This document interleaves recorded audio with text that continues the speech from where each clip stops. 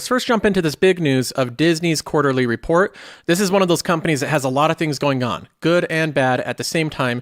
The good is that they have 73 million subscribers for their Disney Plus service. That far exceeds the analysts' expectations.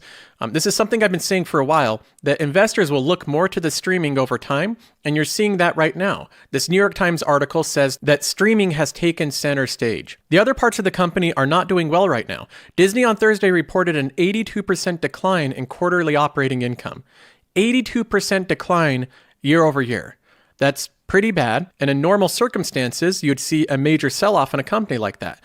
But after Disney released this quarterly report, their stock price went up.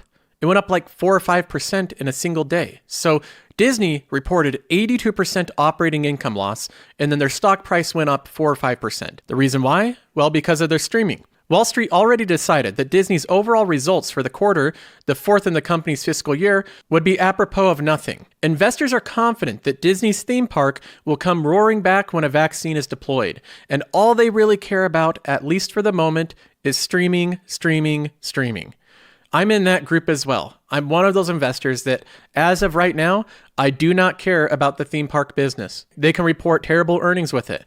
That's okay. We're in the middle of a pandemic. And in my mind, this pandemic is 100% a temporary phenomenon. It's not going to last forever. Disney's theme parks will come roaring back when we get over this pandemic. So when that happens, their business will become operational. That operating income that's down 82% for the year, it'll come roaring right back. I really believe that will happen. And in the meantime, Disney's building up a streaming service that I think is invaluable. It's the modern way of distributing media content, and they have such a good lead in doing this. So I agree with other investors that are on board with this. What matters right now is the streaming, and Disney is killing it in streaming. The one thing that they're lacking right now at their streaming is a lot of new content. Bob Chapek said, quote, "It's very clear to us that new content adds subscribers." He said that he was very pleased with its recent Premier Access experiment with Mulan. That was when they charged $30 on top of having a membership to be able to view Mulan. And that's a movie I think had mixed reviews. A lot of people really didn't like it, but he saw that as a success. He said, quote, "We saw enough very positive results to know that we have something here in terms of the Premier Access strategy." This is not what movie theater chains want to hear. That Disney's figuring out other ways to distribute their content and still make a lot of money doing it. Movie theaters are in a lot of trouble. They need to still be relevant in a post-coronavirus world.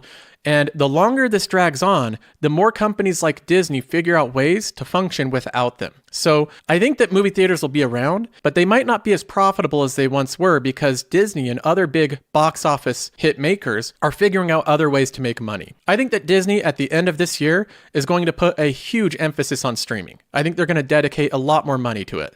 Now let's go to Bernie McTernan. This is a Disney analyst. He's been following this stock for a long time. He currently has a buy rating on it, even with the recent jump up. So let's go ahead and see why he thinks this company's a buy. But the reason why the stock's reacting the way it is because of the sub number. In 73 million versus 66 million consensus estimate is huge. And the reason why we think you should own shares is because of streaming. He says the reason that he thinks he should own shares is because of streaming. I agree with him. That's the only real reason to own the stock right now. But he also says that the analysts were expecting 66 million subscribers reported, and instead they reported 73 million. So the analysts were way off on this prediction. Way off by like 7 million subscribers. I'm on the other end of these predictions. I think that Disney's going to gain subscribers far faster than people expect. I thought that by the end of the year, they could have close to 100 million subscribers. That might be a little bit overly optimistic. If I was to re-gauge my predictions, I think that by the year end, they'll have 85 to 90 million subscribers, which is still phenomenal. Now Bernie's asked how much of this subscriber growth does he think is due to this pandemic? If we came out with a cure, we have a vaccine, and we get over the coronavirus, is Disney still going to be able to grow their Disney Plus streaming service, or is that going to slow down quite a bit? Well, what's interesting about Disney, if you compare it to Netflix, for example, Disney is still launching globally. So the launch in the rest of Western Europe certainly helped this quarter. In the December quarter, we're going to get helped by the LATAM launch, as long as launching Disney Hotstar in Indonesia. So Disney's just not at the point yet where they're fully penetrated. So I think this growth can continue. It's really interesting. The company had 120 million global subscribers at the end of the September quarter.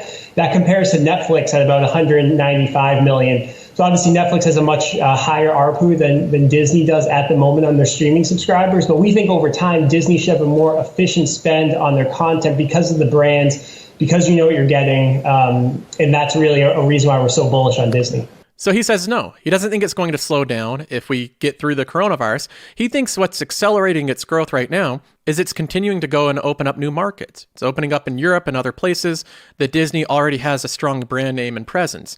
And on top of that, he mentions that Disney will likely have a much more efficient spend on content than Netflix.